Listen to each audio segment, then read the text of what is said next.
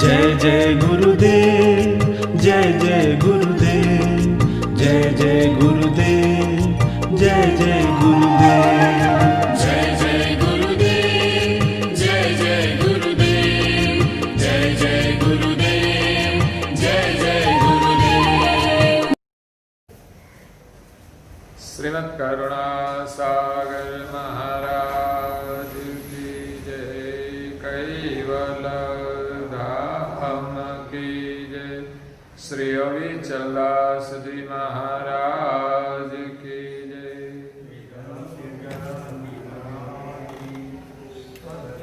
सत केवल साहेब, सत केवल साहेब, सत केवल साहेब। परम गुरु श्रीमद् करुणा सागर महाराज श्री रचित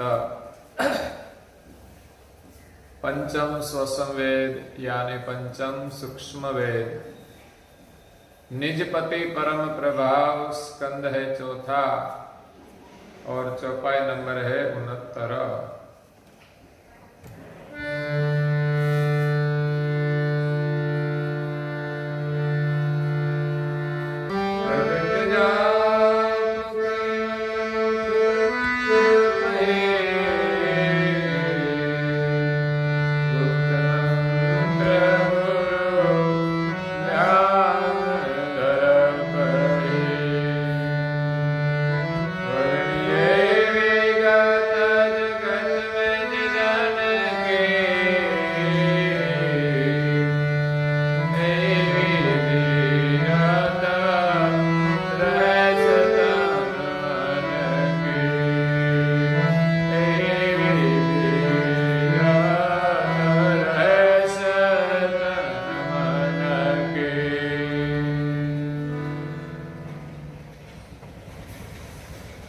प्रेम भक्तजनों, ज्ञान संप्रदाय के आद्य स्थापक, अनंत ब्रह्मांडाधीश, विश्व नियंता, सकर्ता सर्जनहार के परम विशेष अंश, अनंत अंशों के तारणहार, कैवल धर्म धुरंधर, महान समर्थ, परम श्रेष्ठ, परम विभूतिवान, परम दयालु, परम कृपा निधि, सर्वज्ञ दिव्य परम गुरु श्रीमद् करुणा सागर जी महाराज, जगत के जिज्ञासु और मुमुक्षु अंशों को यथार्थ ज्ञान का उपदेश देते हुए स्वरचित पंचम स्वसंवेद ग्रंथ के चौथे स्कंद की 69वीं चौपाई में मंत्र जाप की महिमा का वर्णन करते हुए अपनी अलौकिक अमृतमय वाणी में कहते हैं, प्रगट जाप कैवल मुख जपहि, गुप्त मंत्र गुरु ध्यान धरपहि। प्रगट जाप का सुमिरन हम मुख से भी कर सकते हैं, लेकिन दूसरा जो अमर मंत्र है उनको गुप्त रूप से हमें जप करना है। हाँ, बाल्यावस्था में बच्चों को सिखाने के लिए हम उच्चारण करते हैं, कभी कभी ध्यान में निंद्रा आदि का अवरोध आते हैं तो भी हम उच्चारण करते हैं। हमारा मन विचारों में भटक जाता है तो भी हम उच्चारण कर सकते हैं, लेकिन वास्तविक जाप सुरता नृता का एक तार करके अंतर मन से, अंतर भाव से, अंतरहंग से, प्रेम से उनका जप किया जाता है। मंत्र जाप का जो भाव है, मंत्र जाप का जो लक्ष्य है, इस लक्ष्य की समझ के साथ हमें मंत्र जाप करना चाहिए। तो मंत्र जाप की विधि के अनुसार हमें एकांत में बैठकर ध्यान करना चाहिए, क्योंकि मंत्र जप करने में कोई प्रवृत्ति का विक्षेप न हो। हम ध्यान में बैठे हैं और अगल बगल में लोग बातें करते हैं तो हमारा मन उनकी बातों में लग जाएगा। हम ध्यान में बैठे हैं और अगल बगल का वातावरण रजोगुण प्रधान है तो उनका प्रभाव हमारे मन पर पड़ेगा। हमारे यहां ध्यान भजन में बैठने का समय भी तय किया है, उस समय का भी महत्व है। परम गुरु जी ने कहा है कि सूर्योदय से पहले स्नान आदि करके तैयार होकर ध्यान में बैठे। तो समय का महत्व है कि जब सूर्योदय होने का समय होता है वो संधि काल है, जिनको संध्या कहते हैं। रात्रि पूर्ण होती है और दिन का प्रारंभ होता है, उनका मध्य भाग है, वो ध्यान भजन करने के लिए उत्तम कहा गया है। क्योंकि उसी वक्त ब्रह्मांड की सूक्ष्मणा नाड़ी चलती है। इस सूक्ष्मणा का प्रभाव हमारे ध्यान पर पड़ता है, क्योंकि ब्रह्मांड और पिंड का संबंध जुड़ा हुआ है। ब्रह्मांड की समस्त प्रतिक्रियाओं की असर हमारे शरीर और मन के साथ होती है। इसलिए जिसमें ब्रह्मांड की एकता है उस समय के साथ हम ध्यान भजन करें तो ब्रह्मांड का एक एकांत है।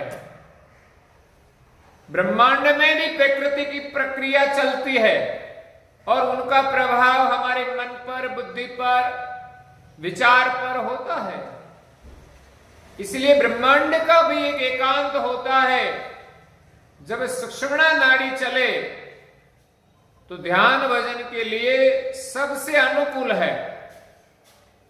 तो ब्रह्मांड की सुषुम्ना नाड़ी के साथ हमारे पिंड की सुषुम्ना नाड़ी चले तो उनके साथ उनका एकतार होता है और पिंड और ब्रह्मांड की एकता करके हमारी सुरता पिंड ब्रह्मांड की पार सर्जनहार तक पहुंचती है। परम गुरु ने जो लक्ष्य दिया है, जो ज्ञान दिया है, वो अद्भुत है। इसीलिए परम गुरु जी गोड़ी नंबर 3 में कहते हैं,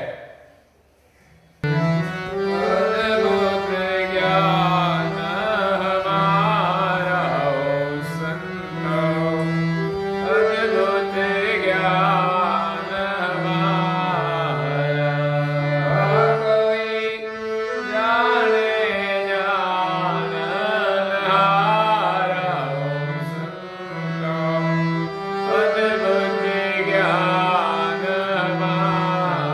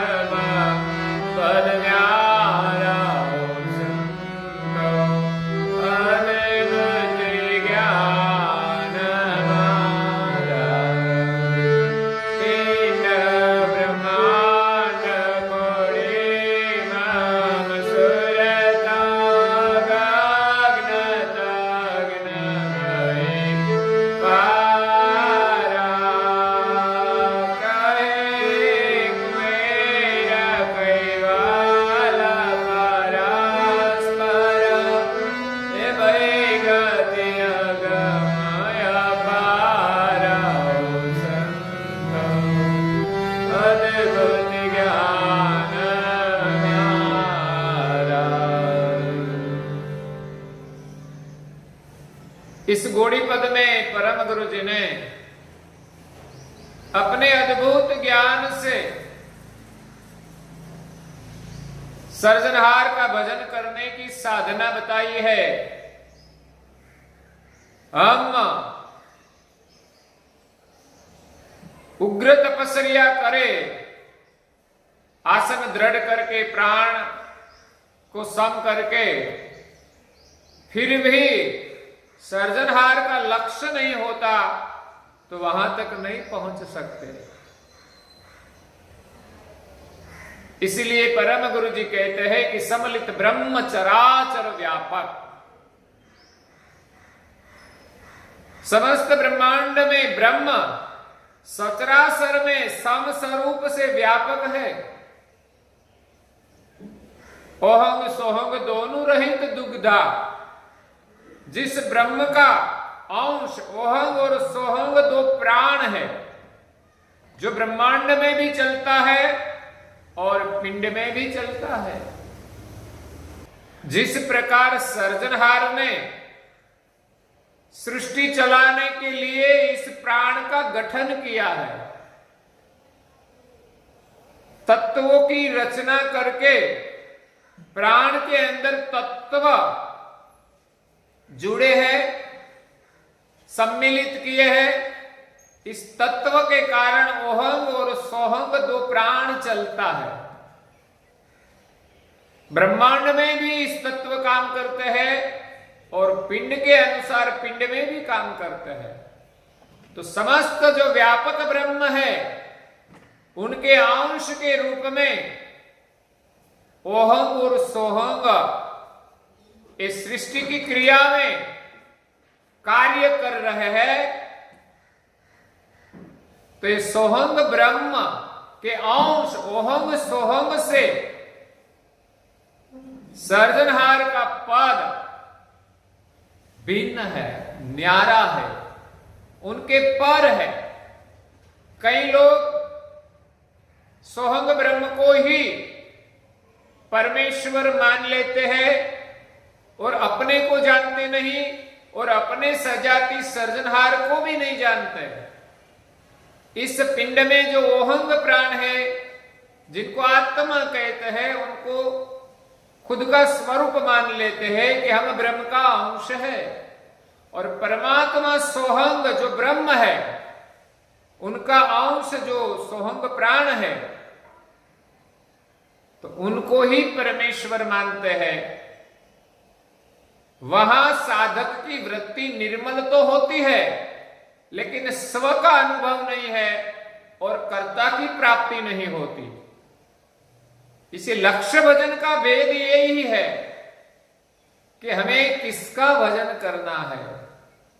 ओहंग सोहंग के माध्यम से ओहंग सोहंग को चैतन करने वाले अंश की पहचान करनी है, और ब्रह्मांड में जो ओहंग सोहंग के कारण रूप है कर्ता, उनके साथ हमारी एकता ओहंग सोहंग के माध्यम से ही करनी है।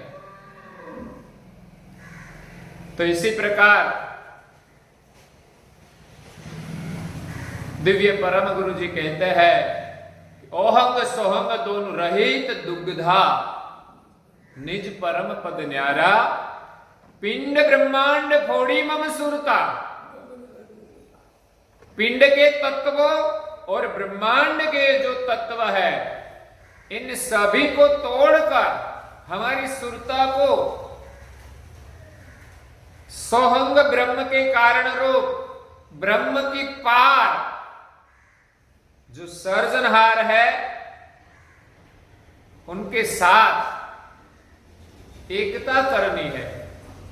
पिंड ब्रह्मांड फोड़ी मम सुरता, गगन तग्न भई पारा। ब्रह्मांड की पार जाकर सर्जनहार के साथ तद्रुप हो गई। भजन करने से, अमर मंत्र के जाप से, जहां अक्षर की पहुंच नहीं है, जब हमारी सुरता का एकतार होता है, तब ये मंत्र के शब्द नहीं रहते, लेकिन मंत्र के भीतर में जो गति है उनका अनुभव होता है। कहे कुबेर कैवल परस्पर भई गति अगाम अपारा। सुरता नुरता के साथ हम कैवल का भजन करें,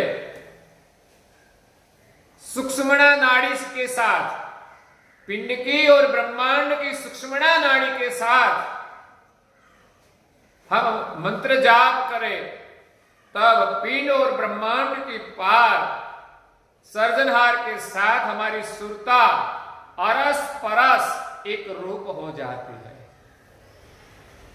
तो यही सच्चा भजन है। तो एकांत जरूरी है। इसलिए तो हमारे मंदिर में लोग आकर प्रार्थना करें तो एकांत मिलता है, ध्यान भजन करने के लिए भी एकांत मिलता है, क्योंकि मंदिर की कुछ मर्यादाएं होती है कि मंदिर में आकर हम बिन जरूरी बातें न करें, ऊंचे आवाज से बातें न करें। यहां कोई टीवी नहीं चलता, यहां कोई लौकिक क्रियाएं नहीं होती, सिर्फ ही सिर्फ परम गुरु की पूजा होती है, उनका दर्शन होता है, उनकी प्रार्थना होती है। इसीलिए मंदिर के अंदर प्रवेश करते ही हम इन सभी क्रियाओं के साथ जुड़ जाए। हम अपनी घर की बातें यहां न खोलें। यहां हमें प्रार्थना करनी है, एकाग्रता से सेवा करनी है, सुमिरन करना है, ध्यान करना है, वो करके हम चले जाए। जब तक बैठे तब मौन में भी भजन करें, मौन में भी सुमिरन करें, मौन में भी दर्शन करें, उनका लाभ ले।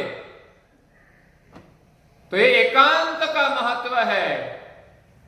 एकांत के योग के बिना प्रारंभ में साधक ध्यान में स्थिर नहीं हो सकते। अगर ध्यान लग गया, बाद में अगल बगल में कुछ भी हो, उनका कोई विक्षेप नहीं रहता। ऐसे साधक महापुरुष जिनको समाधि प्राप्त हो गई, बाद में वो संसार में आकर रहेंगे, फिर भी उनको कोई विक्षेप नहीं होगा। वो संसार में रहकर भी अपनी सुरता सर्जनहार के साथ जोड़कर निरंतर सुमिरन करता है और संसार में विचरण करके अपने सुमिरन की जो चेतना है वो सबको देता है। यहां एकांत की बात करते हुए प्रेमीराम अपने भजन में कहते हैं,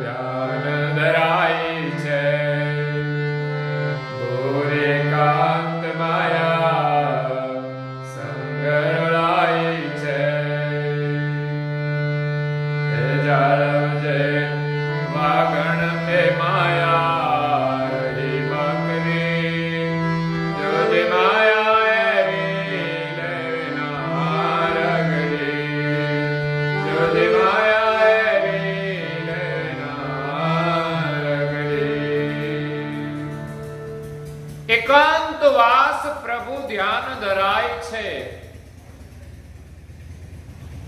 एक एकांत होता है जिसमें हम प्रभु का ध्यान कर सकते हैं, भजन कर सकते हैं। एकांत का महत्व है, भजन करने के लिए हमें सहयोग देता है। और कभी कभी एकांत हमारे भजन में विक्षेप भी कर सकते हैं। कई ऋषि मुनि एकांत में जाकर साधना करते थे। विश्वामित्र एकांत में बैठे थे, साधना करते थे। तो उनकी साधना से प्रभावित होकर इंद्र ने सोचा कि ये तप करके मेरा इंद्रासन ले लेगा। तब इंद्र ने स्वर्ग से अप्सराएं भेजी, विश्वामित्र का तप का भंग करने के लिए। कहा जाता है कि पहले रंभा नाम की अप्सरा को भेजी। जब विश्वामित्र के तप में भंग किया तो तप के प्रभाव से क्रोधित होकर विश्वामित्र ने रंभा को पत्थर बना दिया। किसी तपस्वी के तप में विक्षेप करना बड़ा खतरा होता है, तो यहां रंभा पत्थर हो गए। जैसे अहल्या को अपने पति ने श्राप दिया तो वो शल्या बन गई। तप में वो सामर्थ्य होता है, वो आशीर्वाद भी दे सकते हैं और अभिशाप भी दे सकते हैं। तो जब रंभा पत्थर हो गई, शिला बन गई, तब इंद्र शांत नहीं हुआ। उनके स्वर्ग की श्रेष्ठ में श्रेष्ठ जो अप्सराएं हैं मेनका, उनको भेजा। तो इतिहास कहता है कि मेनका के रूप सौंदर्य से, उनके नृत्य संगीत से विश्वामित्र प्रभावित हो गए और तप छोड़कर मेनका के साथ अपना संसार शुरू कर दिया। तो संसार की जो माया है वो एकांत में भी विक्षेप कर सकती है। कभी कभी साधक को एकांत मिलता है तो भजन भी कर सकते हैं, और एकांत में कभी ऐसा प्रकृति का संजोग होता है, इसमें विशेष करके स्त्री और पुरुष का मिलना एकांत में साधना में बाधाजनक है। ऐसे तो संसार व्यवहार में भी कई बार ऐसा होता है कि एकांत में मिल जाए तो कुछ गलत काम भी कर देते हैं। इसलिए एकांत प्रभु के सुमिरन में सहयोग रूप भी है, और कभी ऐसा एकांत मिल जाए तब साधक को बाधा रूप भी बनता है। तो यहां प्रेमी राम एकांत की महिमा का बोध देते हुए कहते हैं कि एकांतवास प्रभु ध्यान धराई छे, बुरी एकांत माया संग रोलाय छे। लोग बुरे कर्म करते हैं, गलत कर्म करते हैं, चारित्रहीन कर्म करते हैं, वो भी कभी एकांत का लाभ लेकर करते हैं। बहन बेटी पर जबरदस्ती करना, वो भी उनकी एकलता और एकांत का लाभ लेकर लोग गलत कर्म करते हैं। इसी प्रकार कई साधक भी ऐसे विक्षेप में उलझ जाते हैं। इसलिए एकांत से सावधान भी रहना चाहिए। बुरी एकांत माया संग रोलाय छे। कभी ऐसा एकांत होता है जो माया के संग में हम अपनी साधना छोड़कर भ्रष्ट हो जाते हैं। तो जाड़व जे माया ए वाघण रही बकरी, माया बाघिनी है और बकरियां बनकर आती है, और जब साधक उनके निकट आते हैं तो विकराल रूप ले लेती है, वाघिन बनकर हमको डस लेती है। हमको खा जाती है।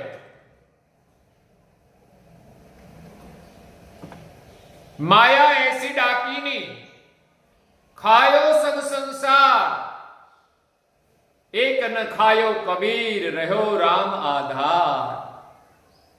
जिनको प्रभु सुमिरन का आधार है उनको माया नहीं खा सकती, बाकी सब संसार को माया ने खाया है, किसी को छोड़ती नहीं। बड़े बड़े साधक को भी नहीं छोड़ती,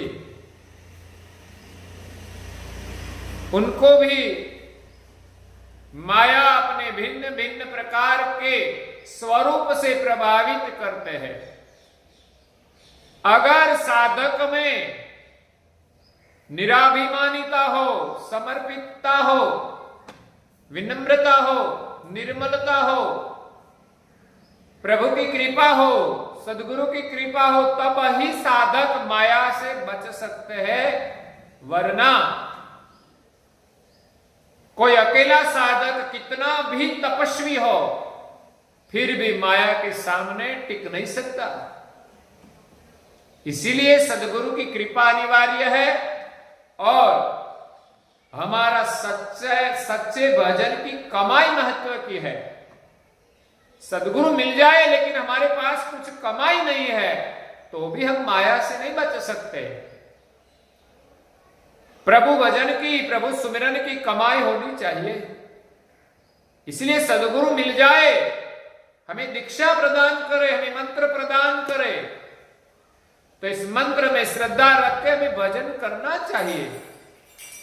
मंत्र ये हमारी मूड़ी है, हमारी संपदा है। मंत्र अलौकिक है जो हमें अलौकिक गति प्रदान करते हैं। तो इस संपदा पाने के लिए हमें साधना करनी पड़ेगी। जैसे लौकिक संपदा पाने के लिए हम रात दिन मेहनत करते हैं, किसान खेत में मेहनत करते हैं, मजदूर मजदूरी करते हैं, व्यवसाय करने वाले व्यवसाय करते हैं, कई प्रकार के लौकिक संपदा पाने का कार्य है। इसी प्रकार साधना भी कई प्रकार की है, नियम भी कई प्रकार के हैं। तो प्रभु सुमिरन का धन पाने के लिए सदगुरु हमें जो साधन बताए उस साधन नियम से करना चाहिए। तो यहां अगली चौपाई कहते हैं,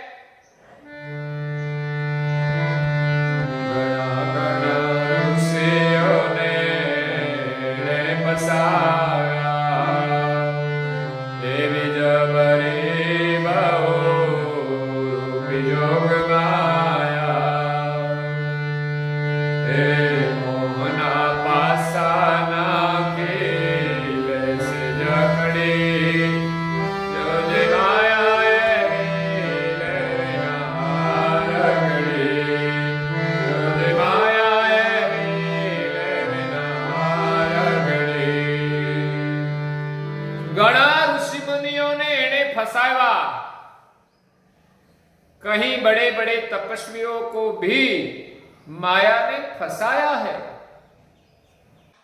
नारद मुनि ऐसे ही विचरण करते थे तो एकांत देखकर वो ध्यान में बैठे, ध्यान में बैठते ही समाधि लग गई। नारद जी को ध्यान में बैठे देखकर इंद्र को परेशानी हुई कि नारद मेरा इंद्रासन ले लेगा। तो इंद्र ने नारद जी का तप भंग करने के लिए कामदेव को भेजा। काम का स्वरूप इतना मोहक होता है, काम जाकर अगल बगल में ऐसा रजोगुणी वातावरण बना देते हैं कि जिनके प्रभाव से साधक का ध्यान टूट जाता है। तो नारद ध्यान में बैठे थे, कामदेव ने बहुत प्रयास किया लेकिन नारद जी की समाधि टूटी नहीं। बाद में जब नारद जी समाधि से जागे तब पता चला इंद्र ने कामदेव को भेजकर मेरी समाधि तोड़ने का प्रयास किया, लेकिन मैं समाधि से डिगा नहीं। कामदेव को भी परास्त किया और अभिमान आया कि जिस कामदेव ने शिव जी को भी नचाया था लेकिन मुझे नहीं हिला सका, उनका मतलब मैं शिव जी से बड़ा हूं। अभिमान तो आया, लेकिन विष्णु ने देखा कि नारद जी मेरे परम भक्त है, इसके अंदर ऐसा अहंकार उनको शोभा नहीं देता, इसीलिए अहंकार का जो घाव लगा है, तो ये घाव लगा है उनको रुझाना पड़ेगा, नहीं तो इस सब जगह विक्षेप करेगा, प्रदूषण करेगा, उन पर मलम लगाना पड़ेगा।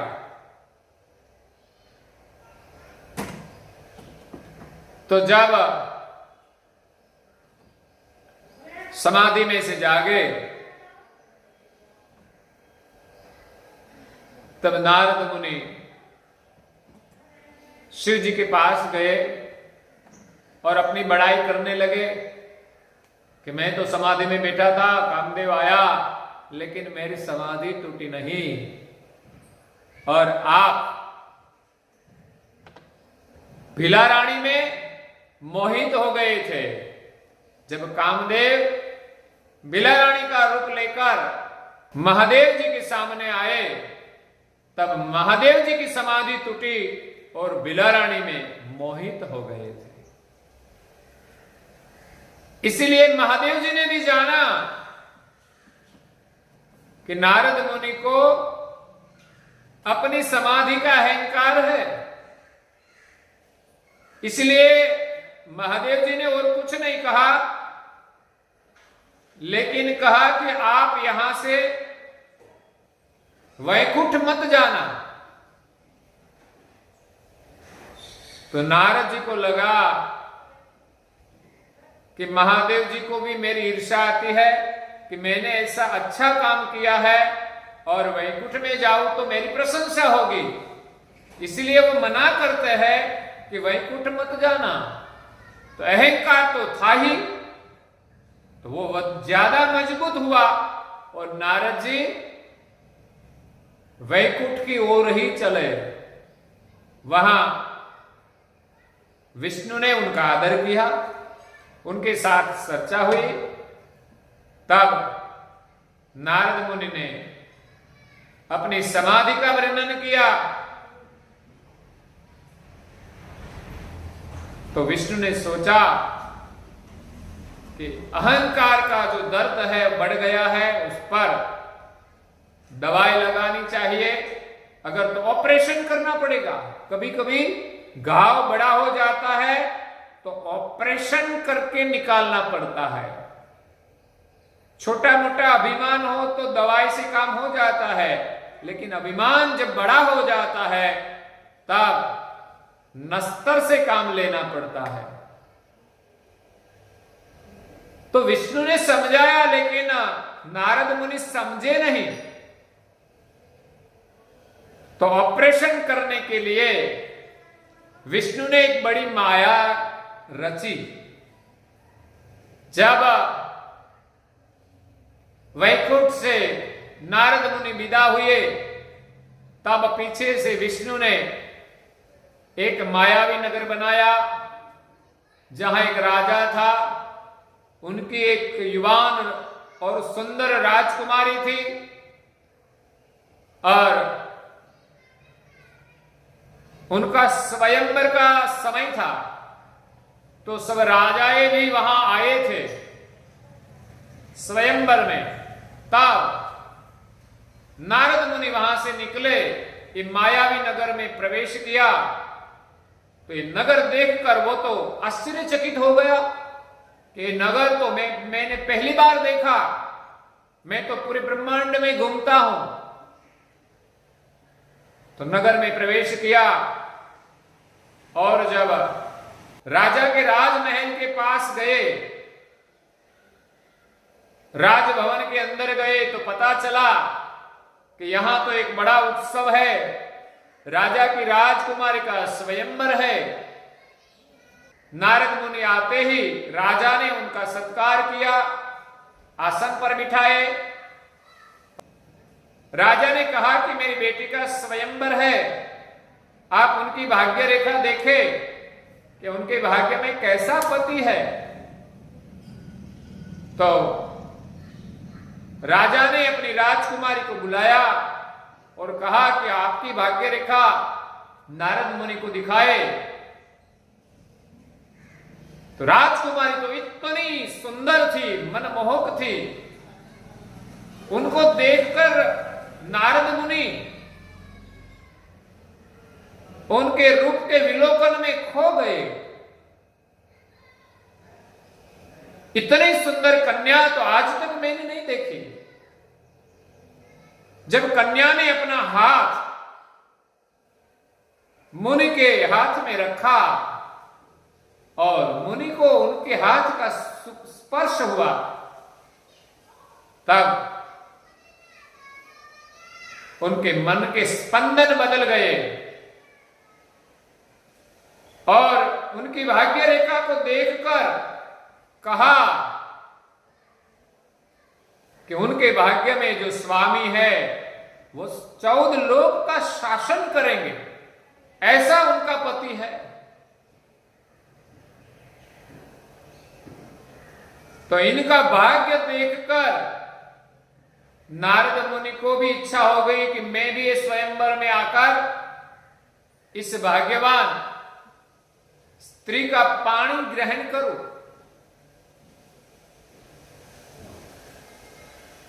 तो उनका भाग्य देखकर नारद मुनि विदा हो गए। यह स्वयंवर का समय थोड़ा था बाकी, तो इतने वक्त में नारद मुनि सीधे वैकुंठ पहुंच गए और विष्णु के आगे बात रखी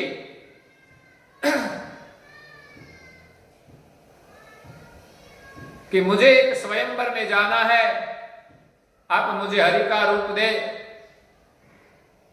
आपको जो अच्छा लगे वैसा मुझे रूप देकर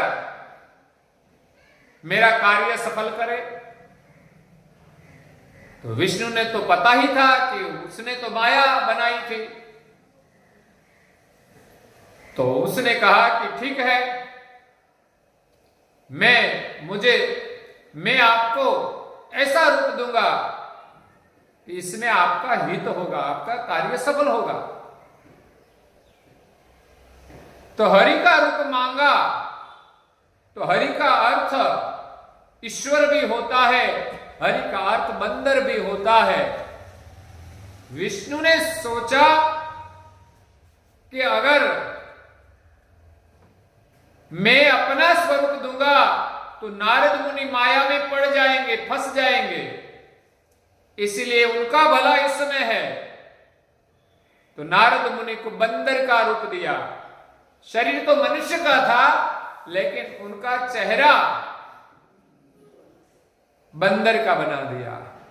नारद मुनि को पता ही नहीं था कि मेरा चेहरा कैसा है। वो तो जब आईने में देखे तब पता चलता है कि मेरा चेहरा कैसा है। उनको तो विश्वास था कि विष्णु ने मुझे जो रूप दिया है वो सबसे सुंदर है। तो वो जब नगर में पुनः आए, एक राजा बनकर आए, तब मुख तो बंदर का था। जब स्वागत करने वाले वहां कन्याएं थी वो भी हंसने लगी। और जब राजसभा में प्रवेश किया, स्वयंवर सभा में प्रवेश किया, सब राजा बैठ गए थे। बीच में से नारद जी एक राजा का रूप लेकर, आभूषण धारण करके, सीना तान के जब सभा में प्रवेश किया, तो उनका बंदर का मुख देखकर सभी राजा भी हंसने लगे कि मुख कैसा है और इस स्वयंवर में आए हैं। नारद मुनि को पता नहीं चला कि ये सब क्यों हंस रहे हैं। जहां एक सिंहासन खाली था वहां जाकर बैठ गया। राजकुमारी आई वरमाला लेकर, एक के बाद एक राजा को नापसंद करते करते वो नारद मुनि के आगे आई, लेकिन नारद मुनि को देखकर ही अपना मुंह मचकोड़ दिया कि बंदर यहां कहां से आ गया। वो देखते ही नहीं कि उनका चेहरा कैसा है। तो वो आगे चली तो नारद मुनि वहां से उठकर आगे सिंहासन खाली था वहां जाकर बैठ गए। तो जब वहां राजकुमारी पहुंची तो दोबारा सोचती है कि दूसरा बंदर कहां से आ गया, ये तो राजाओं की सभा है, इसमें बंदर कहां से आ गया। तो इसी प्रकार आगे बढ़ती जाती है और अंत में श्री हरि विष्णु स्वयं वहां अपना रूप लेकर खड़े हुए और राजकुमारी ने इस विष्णु को वरमाला पहना दी।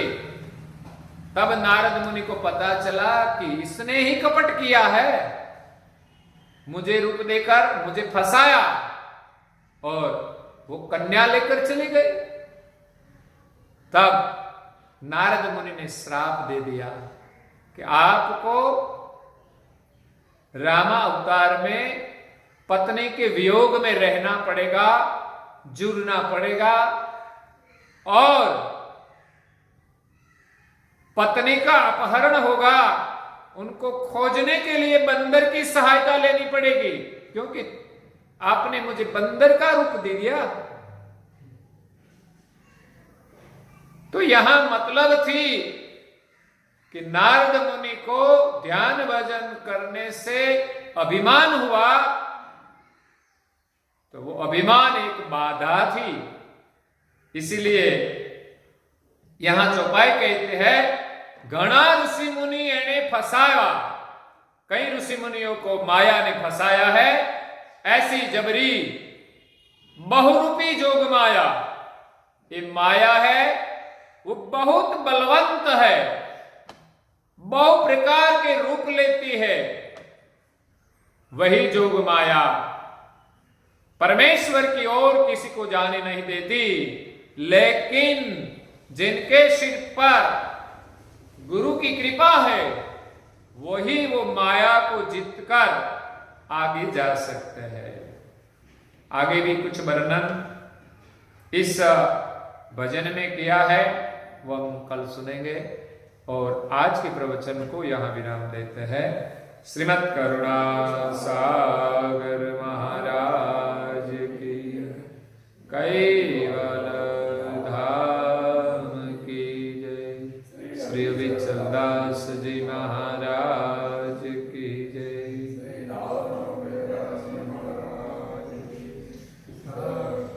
सत केवल साहिब, सत केवल साहिब।